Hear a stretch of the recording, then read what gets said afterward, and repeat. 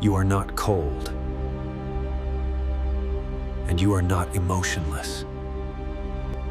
You didn't stop feeling. You learned how to stay safe. This wasn't a flaw. It was protection. When people say, "I don't feel anything," they usually blame themselves. They assume something inside them is broken. But the truth is, your nervous system isn't broken. It's working exactly as it was designed to. Imagine a home where the voltage suddenly spikes. What happens?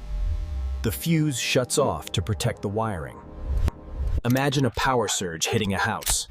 The fuse shuts off, not to break the system, but to protect it. If you felt everything at full intensity, you would have shattered. So your brain made a decision. It shut things down. The problem begins when protection becomes identity. You start telling yourself, "I am emotionally cold." You are not what happened to you. You are what you learned to bury beneath it. You don't reconnect by forcing yourself to feel. You reconnect when your body realizes nothing bad is happening anymore. You just were never broken. What you call numbness was protection doing its job. Your system adapted to keep you alive. Healing does not mean becoming someone new. It means allowing your system to release what it no longer needs.